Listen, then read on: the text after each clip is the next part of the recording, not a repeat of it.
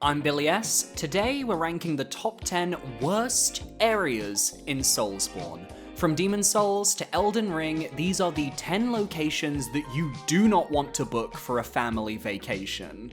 For more in-depth area rankings of the Soulsborne series, I've linked all of my major area ranking videos in the description below.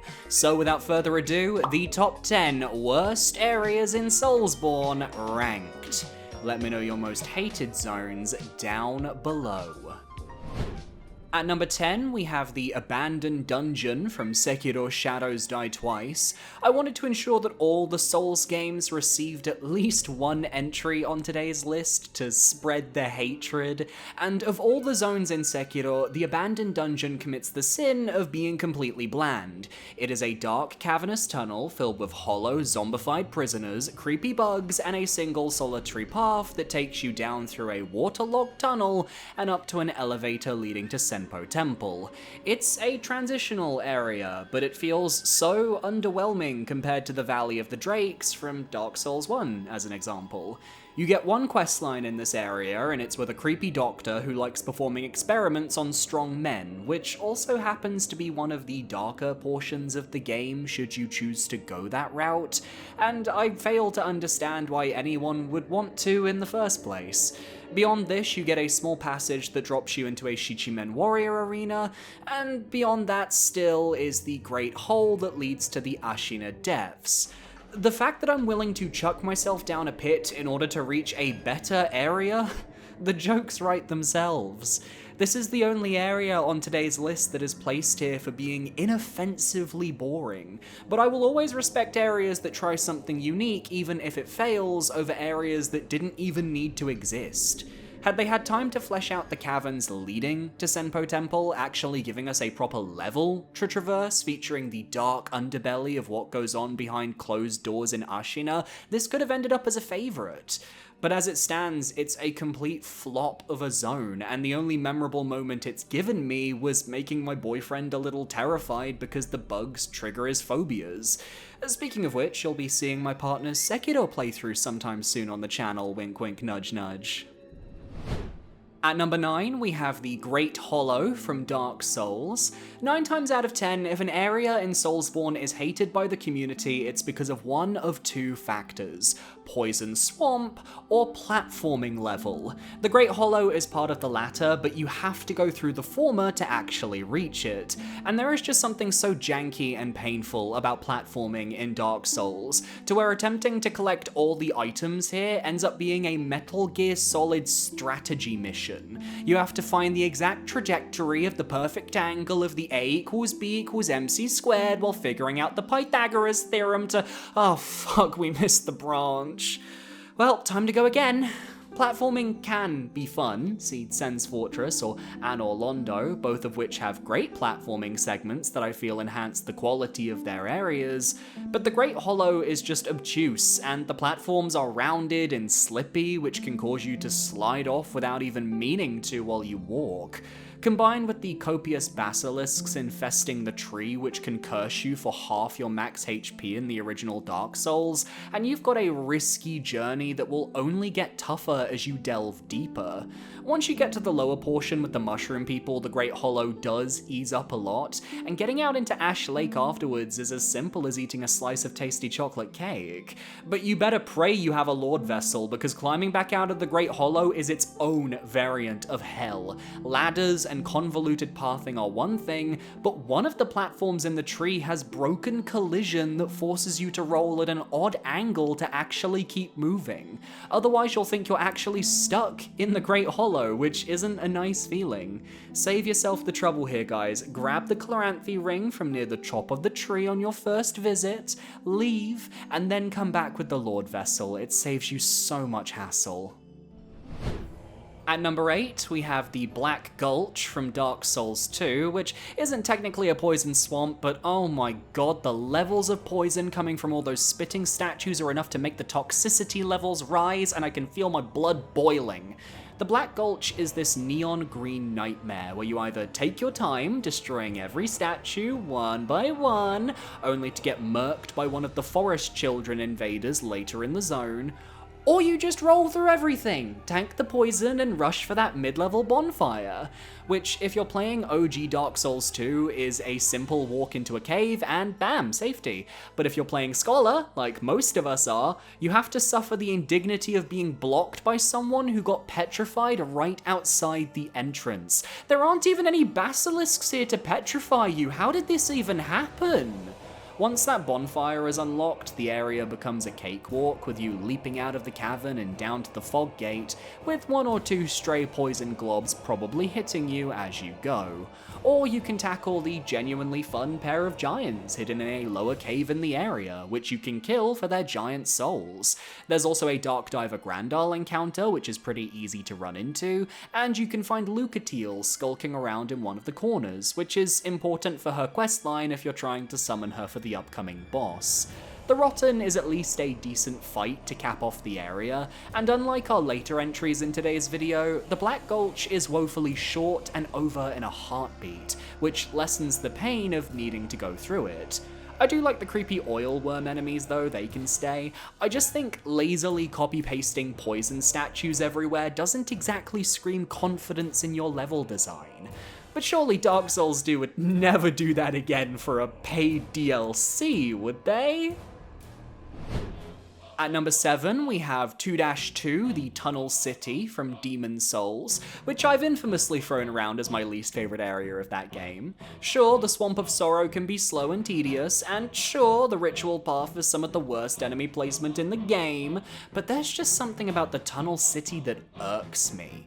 The fact that you can skip the entire level and immediately reach Flame Lurker, no shortcut unlocks needed, feels like a major oversight than an actual part of the level's structure. Because yes, you can simply head to the right of the entry hall, drop down a large mineshaft to the bottom, and you'll immediately be at the boss fog for the area. However, if you're like me and you actually like exploring areas in these games, you'll want to see what the rest of the Tunnel City has to offer, and all it has are some very annoying worm enemies that spew lava on you, a bunch of bug creatures that swarm the only useful vendor in the level, making shopping a nightmare, and a host of small claustrophobic tunnels where you don't know if the biggest problem are the fat bugs blocking the way forwards, or the camera clipping into walls every few moments. God forbid you go over the weight limit down there. There are so many useful upgrade materials, but this is the one game that penalizes you for picking them up. It happened to me, and I wanted to groan in my chair from the annoyance of knowing I had to dump some stuff from my inventory. On the plus side, we get a Patches sighting, and it's completely possible to ruin his trap, which is hilarious at the best of times. And there's a fun little invasion event early on that I remember having a good time with. My main problems with the Tunnel City simply stem from a majority of the level being optional, and for all that optional content being rather poorly designed in its layout. The fact that you have to go so far out of your way to reach that vendor I mentioned earlier is just insane. And Flame Lurker is one of the toughest bosses in Demon's Souls. Might not be difficult for a modern Souls veteran, but there are still people out there who find his attacks and their follow-up AoEs to be brutal, on top of the sneaky lava pools in the boss room. And to add insult to injury, your reward for beating this god-awful area is a fight with the god-awful Dragon God. Never change, Demon's Souls, never change. At number 6, we have the Nightmare Frontier from Bloodborne, which I recently talked about in my channel's community ranking of the Bloodborne areas by difficulty. Highly recommend that video, top right corner, had a lot of fun there. I also have an old YouTube short that explains why I dislike the Nightmare Frontier in vivid detail, but for anyone new to the channel, buckle in. This is Bloodborne's worst designed area by a large margin. It's a poison swamp that inhibits your movement as you wade through the muck, with no way to actually get around this. There's no rusted iron ring or bloodhound step to make your life easier. You have trolls throwing rocks at you in multiple portions of the level, including the swamp, and if any of those boulders hit you, you'll immediately get one shot and sent back to the singular lamp of the area at the start of the level. There are multiple paths forwards, but many of them lead to dead ends or a couple items, making it a bit of a pain to find the correct path to navigate, especially especially when everything looks desaturated and exactly the same. If you're playing online, you have to deal with player invasions here, and if you've seen the terrain, you'll realize that fighting another hunter in an area where every dodge can have you clipping into level geometry isn't exactly the most inspiring or enjoyable experience, and the path to the bell-ringing maiden who summons said invaders is pretty obtuse if you're new. There are frenzy-inducing winter lanterns in the lower level, plus one on the main path you have to encounter to get past for the shortcut elevator. I find this one very cruel, because most players won't know what the winter lantern is, nor what the frenzy effect is when they first arrive here. It's an evil joke that can lead to an unfair death if not careful, which will force an entire rerun of the poison swamp. The only plus here is that Amygdala is a great area boss who uses their arena really well, and feels completely separate to the rest of the bullshit in the Nightmare Frontier. It's such a shame because I like the concept of a nightmare that has so much room for expressive visuals, yet this Frontier inspires none of that. Thank God we eventually got the Hunter's Nightmare and the Fishing Hamlet out of Bloodborne, which really managed to nail that vibe that the Nightmare realms needed to give off, because the base game ones, oh, they surely didn't. At number 5, we have the Demon Ruins from Dark Souls. Now here's the thing, the Demon Ruins is actually my least favorite area in the original Dark Souls for reasons I'll get into, but small spoilers, it's not the worst area in the game or on this video. I have 2 separate metrics, and you'll see my most hated zone in a couple entries. But the Demon Ruins commits the grave mistake of reusing assets in a way that feels cheap and rushed. We start off with a genuinely decent fight against Ceaseless Discharge, and we end on an original fight against the Centipede Demon, even if the arena we fight the latter in is one of the worst in the entire franchise. But everything between now and then is just disappointing. The area isn't particularly large, featuring the most basic of side paths that don't feel interesting to explore. You do have a lava lake that drains most of its lava, only to then reveal a host of copy and pasted tourist demons waiting for a hot single in their area, and guess what? You're the single. The visual of them all waiting in the distance is a great summation of how bad the enemy placement is in this zone. But then you face a hallway of Capra demons, which are better enemies than the Taurus demons, but not in the amounts the game is throwing at us. I genuinely do like the bonfire mid-level that requires you to kill a rockworm to access. That's a small bit of skill needed to get some safety. But then the rockworms show back up multiple times later in the level and just feel very unenjoyable to fight. They're frantic, do a ton of damage, and if you want that ember on the side path near the mid-boss, you've got to go through all of them.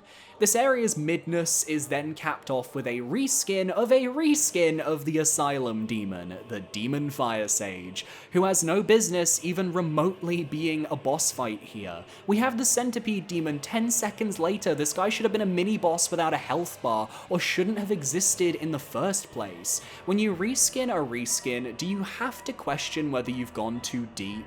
It's all a shame too, because the Demon Ruins aesthetically is extremely cool. Ancient stone ruins built deep into the world with various demons running rampant. But the demons are just bosses we faced in the early game. I wanted more variety, and that just isn't what we got. I'm not coming for the devs here because we all know that Dark Souls had an insanely rushed late development, but I am coming for the executives who forced this game out an extra 6 months or so before it was ready, thus leading to such a painful second half, and areas like Demon Ruins and Lost Izalith. At number 4, we have the Lake of Rot from Elden Ring, which is my least favourite zone from that game. I've gone on record before explaining that of all the poison swamps in Soulsborne, the Lake of Rot is my least favourite. I even did a ranking on it. Scarlet Rot is already the most brutal of the various poison variants, as if you're not running Flame Cleanse Me, you don't have a lot of healing options here. What bothers me though is that this is just a giant pool of fluorescent pink puke where many players will completely miss the actual level design. See, throughout the area there are various little platforms with pressure plates, which when pressed will reveal platforms you can use to cross the lake. You would think there'd be a safe path that gets you to the end without getting poisoned, but no. You'll eventually have to make some sort of dash along the rot if you want to reach the site of grace in the Grand Cloister. Basilisks jump out from beneath the waves as if to say, hey, Scarlet Rot is bad, but let's add Deathblight and make it worse. And if you get curious and decide to suicide run into the rest of the lake for loot, there's not really anything there. Just a Dragonkin soldier that I talked about in my top 10 worst bosses in Elden Ring video in May, which you can watch via the link in the top right corner. And when there's over 100 bosses in base game Elden Ring alone, you know that means I hate the fucker. Then you get to the Grand Cloister, where you're greeted with Kindred of Rot enemies as the main force. Their pest threads are accurate and deadly, and with how many of them there are and how they scurry about the place, you'll be lucky to survive unscathed. And to add to the cherry on top, there's an ulcerated tree spirit that you can only aggro by running deep into a Scarlet Rot hole and getting poisoned. It's actually my least favorite tree spirit in the game, and it is so lucky it doesn't count as a boss, because that's the only reason it doesn't get brought up as much as it does. It's funny because technically running through and skipping the Lake of Rot is actually quite simple, but I want to lament the fact that we could have had a genuinely fascinating level with the pressure plates and the rising and falling structures under the lake, but what we got didn't scratch the surface. Hell, it didn't even leave the starting grid. At number 3, we have the Tomb of the Giants from Dark Souls. It might not be my least favourite area in the game, because at least it does try to execute a unique gimmick with the darkness mechanic, but unluckily for Tomb of the Giants, I think it's a really badly implemented mechanic that has caused players for years to be frustrated with the zone to no end, and I think I can't argue with the fact that it is the worst area in the game. There are only a small handful of ways to light the tomb. Most opt for the sunlight maggot you get in Izalith, others like the skull lantern if you're lucky enough to find one, otherwise, get a torch and have a dream. Navigating Tomb of the Giants is brutal at the best of times, but for players who got through the catacombs with no light source, suddenly finding themselves in pitch black darkness with terrifying skeletal giants and dogs getting ready to rip their innards out, I can imagine frustrations would start to build. Even more so if you run into patches who can kick you into a pit just for funsies. I've told this story before, but my partner, back when he was new to Dark Souls, came down here without the Lord Vessel, meaning he couldn't walk back out and had to climb through both the Tomb of the Giants and the catacombs to get back to the safety of Firelink. And I wouldn't wish that on my worst enemies.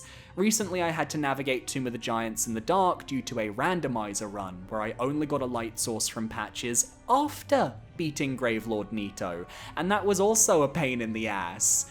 Yes, I know the route through Tomb of the Giants, but that doesn't mean I enjoy waddling around in the dark, panic rolling as giant dogs lunge at me to take off 90% of my health in a single hit, only to find myself in a room filled with pinwheels and skeletal babies, where if I take too much damage before entering the boss fog, I could actually die to fall damage when challenging Nito. The fall damage is just so disrespectful. Add in the skeleton ads in the arena, and you just have an area that leaves a bitter taste in most players' mouths. I tend to save it towards the end of my Dark Souls 1 playthroughs, alongside the Duke's archives, but at least with Duke's, I can acknowledge it's a well-designed level, even if I find it tedious as fuck to navigate nowadays. Tomb of the Giants has the semblance of design, and there are brief glimmers of something interesting, but not enough to save it from this list, or the hate it gets online.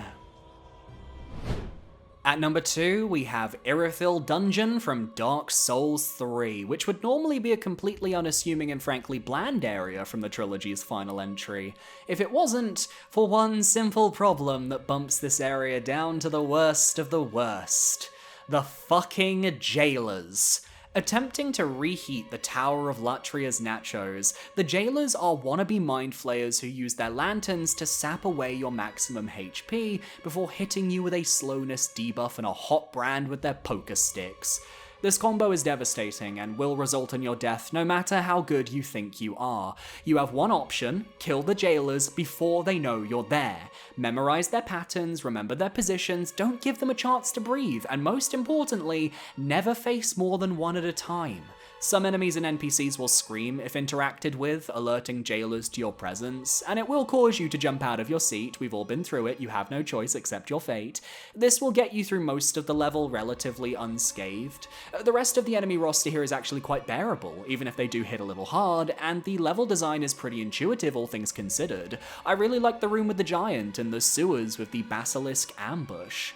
But all my goodwill goes out of the window when you enter the bottom hall of the dungeon, because right there, my dear viewers, they're hosting fucking PrisonCon 2025, and all the jailers decided to show up. They all walk around in a clockwise fashion like an absolutely low-energy kids roller disco, because for some reason the boombox stopped working, and all you can hear is the cough of a nearby teacher. Luckily, you do get a shortcut leading back up to the upper level from here, but I always forget where it's located in comparison to the entrance of the area, leading to me frantically looking for it in case I died and respawned and need to get back down there.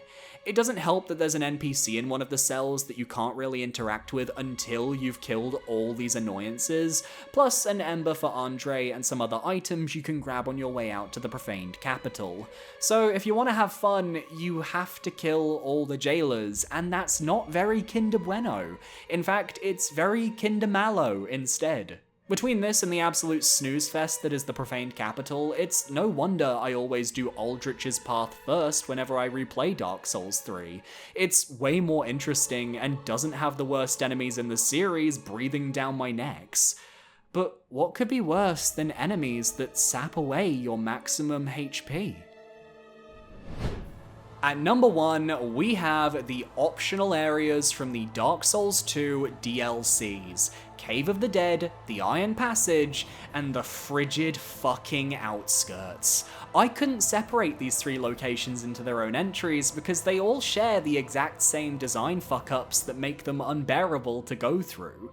The Iron Passage is the tamest of the trio, with the path to Blue Smelter being relatively easy to make most of the time. You have to deal with some slowness debuffs courtesy of mages in the area, but that is a small price to pay as you roll and weave your way through enemies.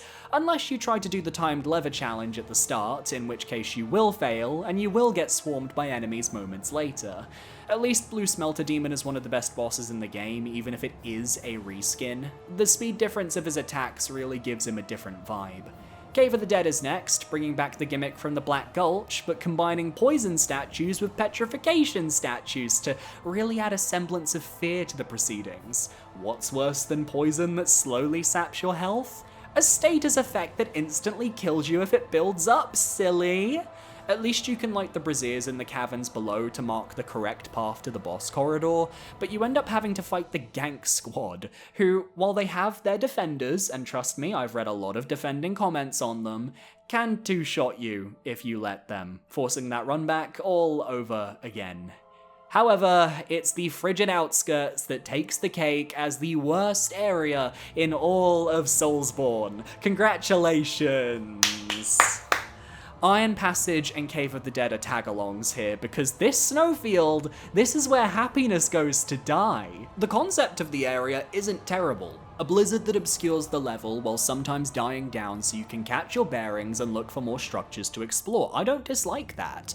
What I dislike is that everything is so white that it's almost impossible to see where you're going if you don't follow the wall of the area. I dislike that every 20 seconds or so you get attacked by an electric Gideon reindeer who hits hard, have tanky HP, and can overwhelm you if you don't kill them fast. I dislike that the boss door is on the opposite side of an area that can take up to 5 minutes to reach per run back, with nothing interesting happening in between aside from more reindeer.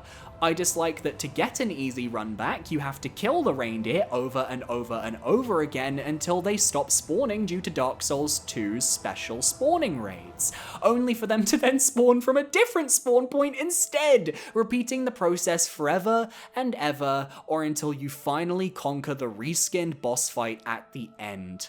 Lud and Zalin are a pain in the ass, copies of a boss that was introduced in this DLC, and it sucks because on their own I might actually actually enjoy this fight. One cat starts aggroed, the other joins in when the first is almost dead, the surviving cat can buff with darkness for stronger attacks, that's all fine. But combined with the world's worst boss run back in modern gaming, and I just don't have the patience or the care to say, but actually this boss isn't that bad. They are so irreparably tied to their run back that they are stuck with the frigid outskirts. And while all of this is optional in Dark Souls 2, that doesn't excuse awful game design. Even playing in multiplayer as it was intended for by the devs wouldn't make this area any more fun when the reindeers can just 3-shot you and ruin the co-op immediately. No thanks, I'm taking a break and having a Kit Kat somewhere else, thank you very much. But if you want to bring Lud and Zalan into Elden Ring Night Rain so I can enjoy the fight without the run back, I wouldn't complain. And that's my list. Thank you so much for watching. I was supposed to post the Lies of P Overture DLC community boss ranking today, but the audio for that script got corrupted, and I did not want to record that again. So this is the video I came up with to vent my frustrations. Be sure to parry that subscribe button so you can stay up to date on all my future videos. If you enjoyed, you can follow me on my social medias. I've got Blue Sky, I've got Twitch, I've got Discord, all very good places to go and follow me. A massive shout out to my YouTube channel members down below in the description. They're on screen now as well. And if you become a YouTube channel member, $4.99 a month, you get access to a little special Let's Play of mine, and maybe more to come in the future. So thanks for watching. I'll see you guys next time. Adios.